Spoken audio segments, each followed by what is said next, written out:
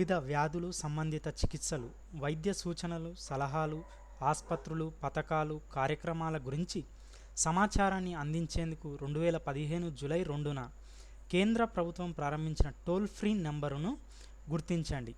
National health portal ద్వారా పనిచేసే ఈ వాయిస్ వెబ్ను కేంద్ర ఆరోగ్య శాఖ మంత్రి జేపీ నడ్డా సిమ్లాలో ప్రారంభించారు. Toll free number 1800-180-1104. కింది అంశాల్లో సరైనవి గుర్తించండి. 1.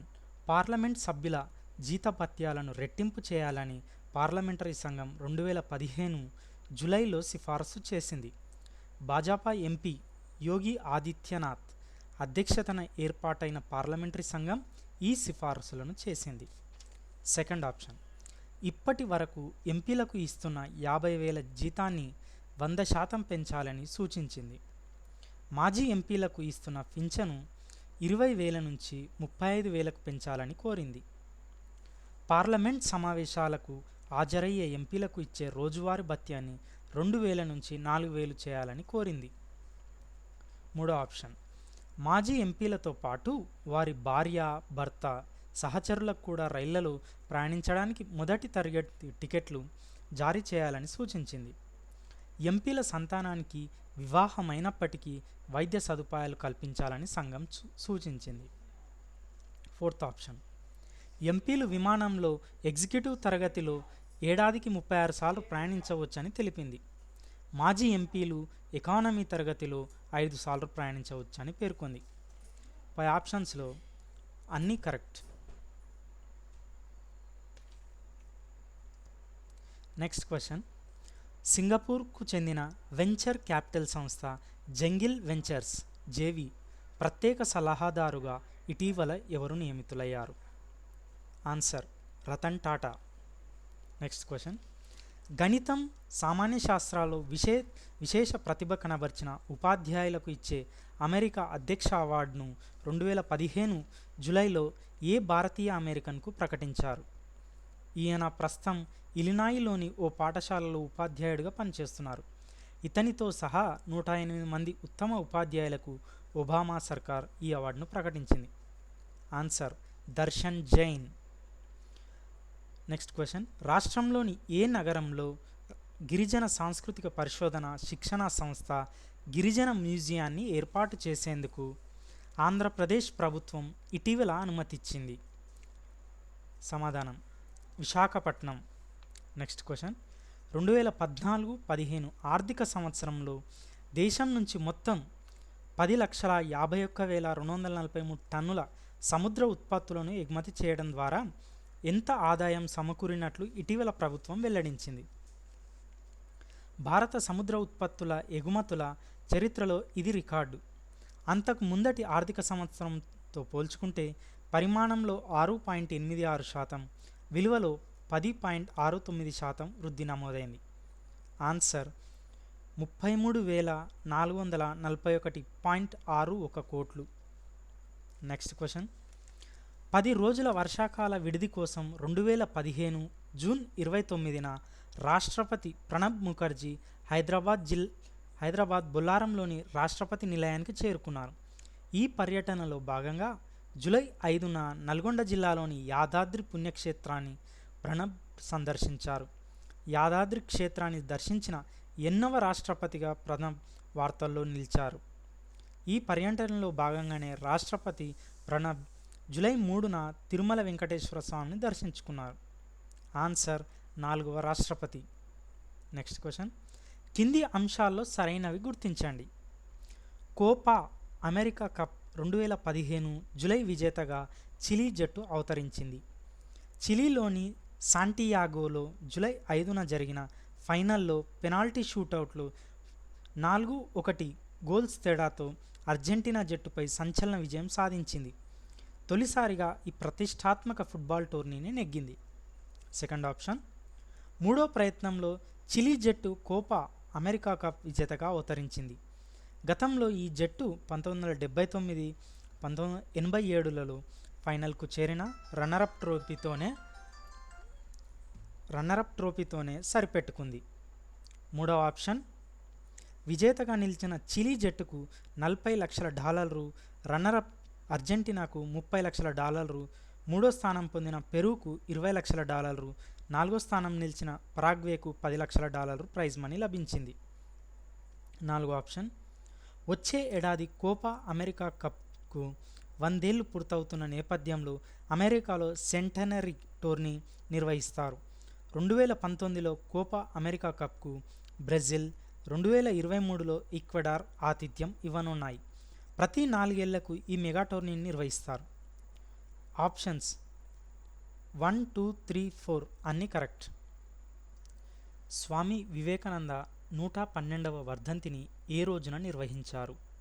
2015 జూలై 4. అమెరికా స్వాతంత్ర దినోత్సవాన్ని ఏ రోజు నిర్వహిస్తారు? జూలై 4. 65వ నోబెల్ గ్రహీతల సమావేశాన్ని 2015 జూలైలలో లిండావులో నిర్వహించారు. లిండావు ఏ దేశంలో ఉంది?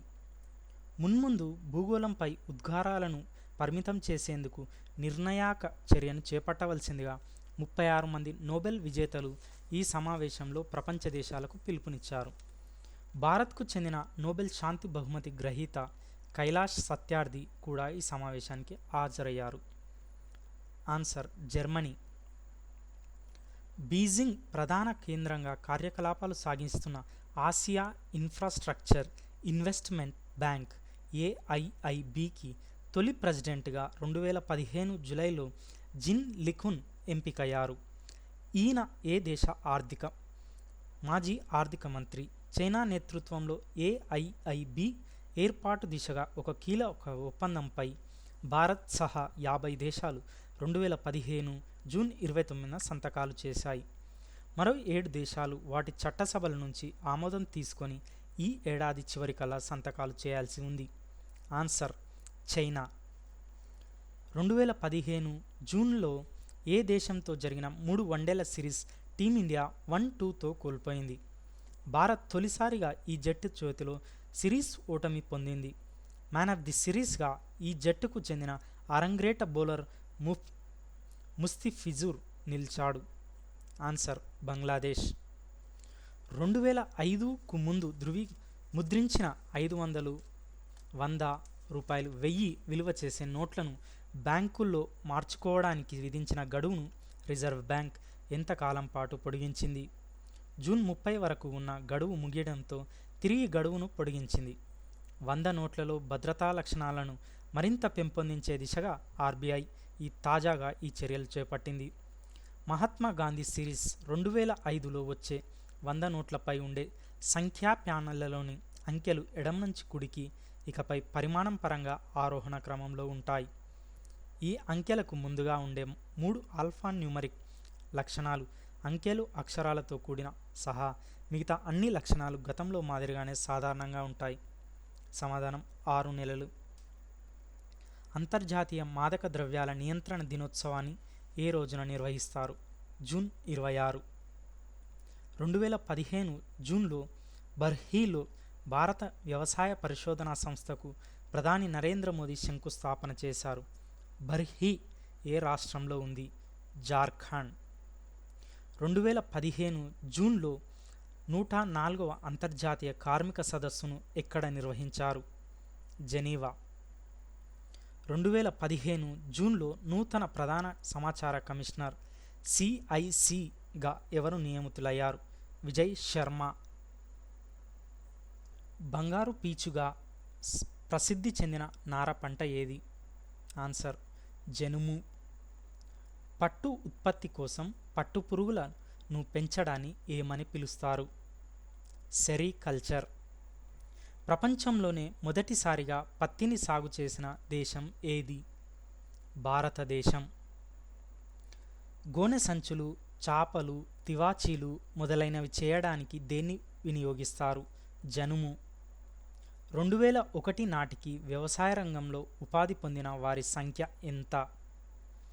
234 మిలియన్లు. నీటిపారుదల, విద్యుత్ శక్తి ఉత్పత్తి కోసం ఉపయోగపడే బహుళార్థక సాధక ప్రాజెక్ట్ ఏది?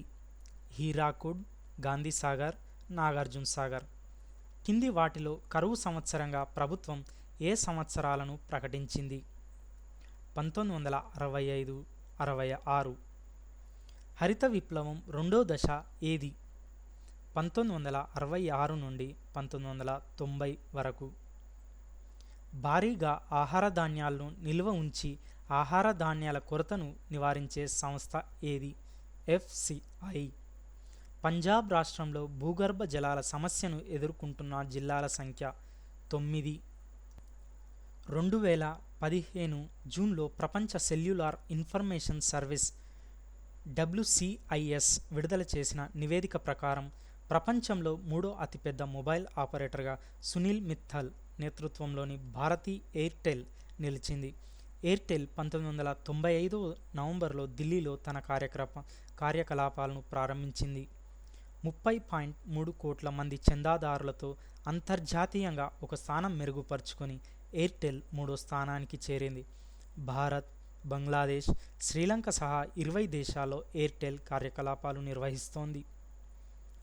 62.62 కోట్ల వినియోగదారులతో చైనా మొబైల్ అగ్రస్థానంలో నిలిచింది.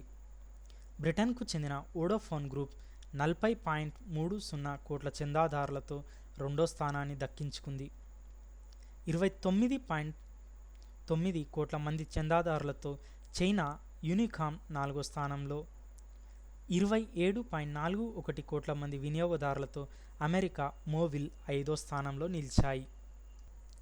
ప్రధాని నరేంద్ర మోదీ 2015 జూన్ 6, 7 తేదీలలో 2 రోజుల పాటు బంగ్లాదేశ్లో పర్యటించారు. ఈ పర్యటనలో మోదీ వెంట పశ్చిమ బంగా సీఎం మమతా బెనర్జీ కూడా ఉన్నారు.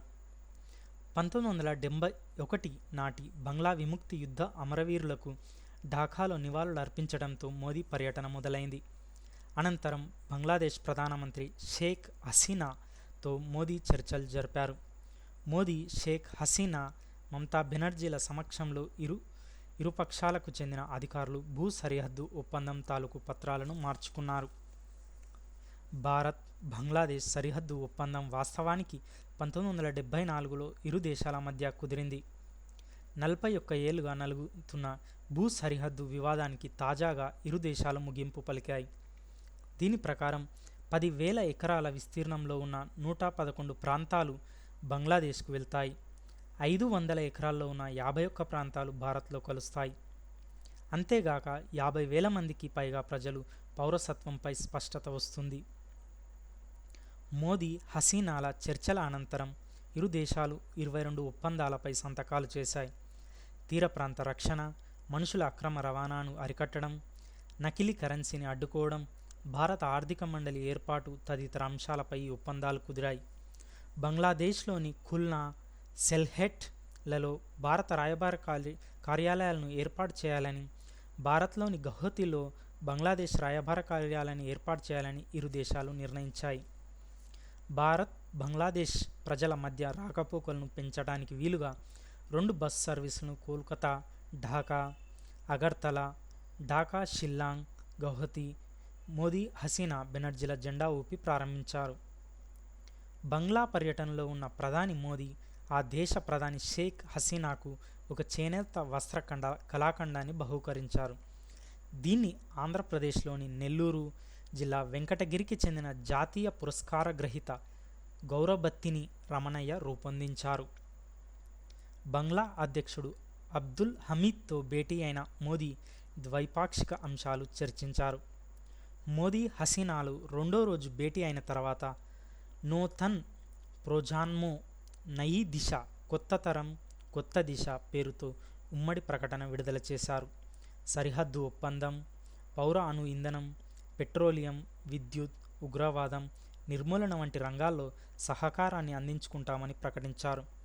ఖుల్నా, కోల్కతా మధ్య రెండో మైత్రి ఎక్స్ప్రెస్ను ప్రవేశపెట్టాలని నిర్ణయించారు. బంగ్లాదేశ్ స్వతంత్ర పోరాట సమయంలో తర్వాత ఇరు దేశాల్లో సంబంధాల్లో చురుకైన పాత్ర పోషించిన భారత మాజీ ప్రధాని అటల్ బిహారీ వాజ్పేయికి బంగ్లాదేశ్ ప్రభుత్వం ప్రకటించిన ప్రతిష్టాత్మక విముక్తి యుద్ధ పురస్కారాన్ని ఆయన తరపున మోదీ ఢాకాలో స్వీకరించారు. బంగ్లాదేశ్ అధ్యక్షుడు అబ్దుల్ హమీద్ అధికార నివాసం బంగభవన్లో జరిగిన వేడుకలో ఈ పురస్కారాన్ని మోదీ స్వీకరించారు.